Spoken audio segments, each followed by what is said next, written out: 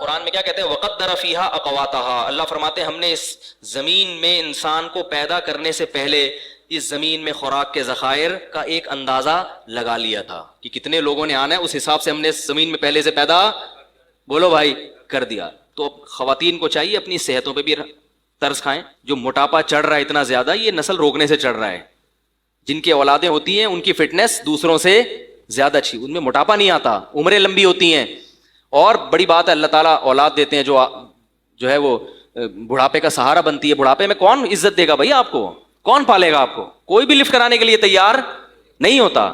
آپ کہتے ہیں کہ میرے پاس پیسہ اتنا ہے تو بڑھاپے میں یہ کام آئے گا، پیسہ آپ کو محبت نہیں دے گا۔ وہ پیسے میں جو نوٹ ہیں وہ آپ سے باتیں تھوڑی کریں گے۔ اور آپ نیٹ پہ سرچ کریں، یو کے میں، امریکہ میں ایسے ادارے وجود میں آ گئے ہیں جو بوڑھوں کی تنہائیاں دور کرنے کے لیے بندہ بھیجتے ہیں پیسوں پہ۔ 1 گھنٹہ رینٹ پہ آدمی ملتا ہے۔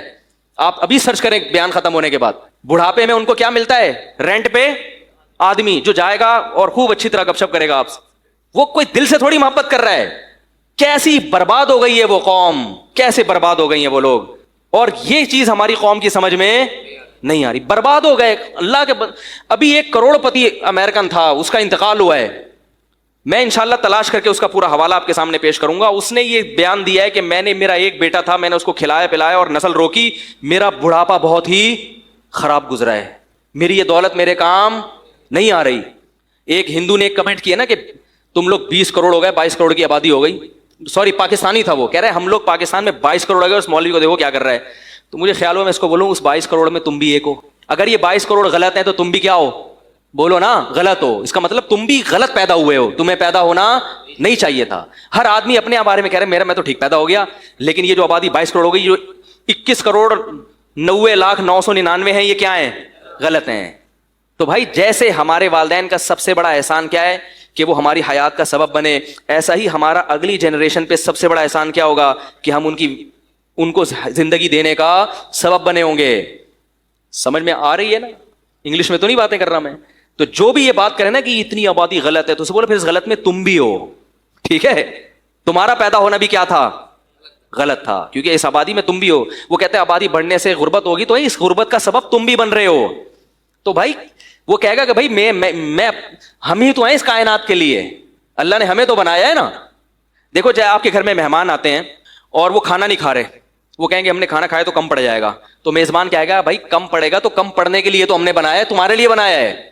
تو یہ اللہ نے کائنات بنائی کس کے لیے؟ انسانوں، اسی کو روک رہے ہو کہ یہ نہ آئے، ٹھیک ہے نا؟ تو اس کو بچا کے کرنا کیا ہے؟ چند لوگوں کے مفاد ہیں کہ وہ ارب پتی بننا چاہتے ہیں۔ اچھا یہاں بھی ایک بات بتاؤں، معیشت میں جو توازن پیدا ہوتا ہے نا، وہ بھی گروتھ ریشو بڑھنے سے ہوتا ہے۔ کیونکہ جب آپ کی نسل زیادہ ہوگی تو جائیداد کیا ہوگی؟ کئی لوگوں میں، بولو بھائی، ڈیوائیڈ ہوگی۔ یہ موضوع بڑا ٹیکنیکل ہے، اس پر ایک بیان کر چکا ہوں، اس پر میں ابھی دوبارہ نہیں آؤں گا کہ گروتھ ریشو بڑھنے سے معیشت میں بھی کیا پیدا ہوتا ہے؟ اعتدال۔ یہ بڑا زبردست، اس میں اگر آپ ابھی دلائل دینا شروع کرو آپ حیران ہو جائیں گے کہ واقعی مولوی صاحب بڑی زبردست بات کی، لیکن ابھی موضوع کیا ہو جائے گا؟ بالکل چینج ہو جائے گا۔ اور ایک آخری سے آخری بات نکلتی ہے، ایک اور بات یہ کہ یہ جو نسل روکنے کا تصور آیا ہے نا، اس سے جو جاہل قومیں، جاہل خاندان ہے نا، ان میں اضافہ ہوتا ہے، اور ایجوکیٹڈ لوگ معاشرے میں کیا ہو جاتے ہیں؟ اچھے خاندان کم۔ یہ انگریز نے لکھی ہے بات، اس نے لکھا فیملی پلاننگ کے نظریات سے متاثر ہونے والے زیادہ تر ایجوکیٹڈ لوگ ہیں۔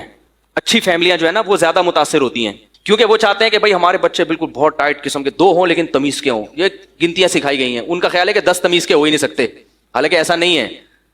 تربیت کرو گے تو 10 بھی تمیز کے ہوں گے، نہیں کرو گے تو 1 بھی چور پیدا ہوگا، حقیقت ہے۔ آپ بڑے ملک کے بڑے بڑے چور ہیں نا، ان کے ابا اماں کی رپورٹ دیکھیں، ان میں آپ کو 10 والے بھی ملیں گے اور اکلوتے بھی ملیں گے۔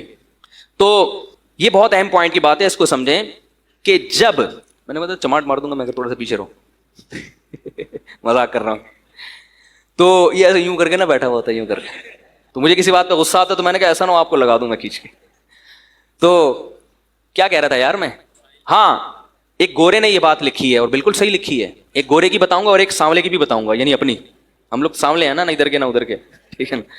گورے نے یہ بات لکھی ہے کہ یہ جو گروتھ ریشو، جب یہ جو فیملی پلاننگ کی مہم جب چلتی ہے کہ 2 بچے ہی اچھے، تو چونکہ اس سے زیادہ تر ایجوکیٹڈ لوگ متاثر ہوتے ہیں۔ وہ کہتے ہیں ہاں بھائی، اور جو ان پڑھ طبقہ ہے نا، وہ اس لیے متاثر نہیں ہوتا کہ وہ کسی چیز سے متاثر ہونے کے لیے تیار، وہ کہتا ہے چھوڑو یار پیدا کرو۔ ان کو تو تربیت کی بھی فکر نہیں ہوتی، تعلیم کی بھی فکر نہیں ہوتی, بیویوں کی صحت کی بھی نہیں, وہ تو کہتے ہیں ہو رہے ہیں اور ہونے دو.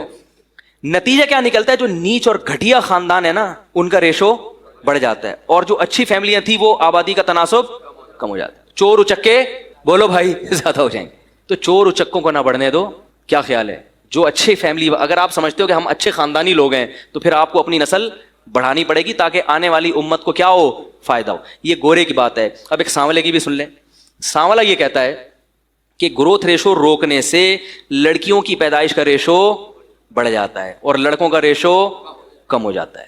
یہ بھی ایک حقیقت ہے, کیونکہ جب ہر ایک کو دو چاہیے تو پھر اس میں ایک لڑکا لازمی چاہیے.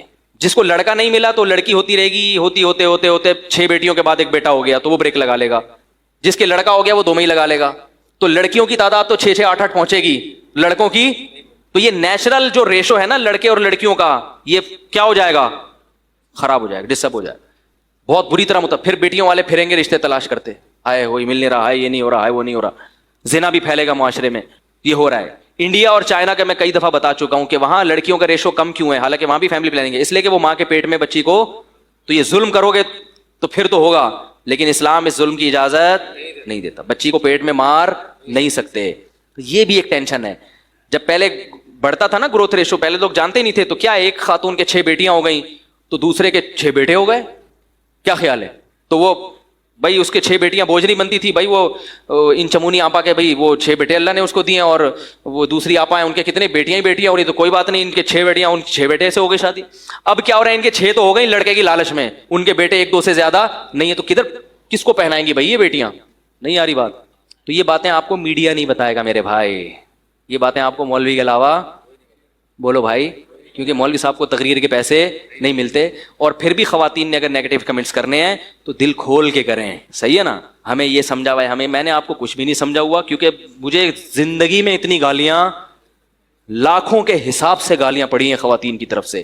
حالانکہ میں خواتین کے حق میں بات کر رہا ہوں, ایسی بات کر رہا ہوں جو ان کی صحت کے لیے بھی مفید ہے. اور ان کے, عورت تو بچوں پہ ہی تو حکومت کرتی ہے, وہ اصل حکومت عورت کی کس پہ ہوتی ہے, اولاد پہ ہوتی ہے. اسی سے آپ نے اس کو محروم کر دیا, جاب کرو جاب, بس جاب کرو جاب. پیسہ بھائی ہر چیز کا علاج نہیں ہے.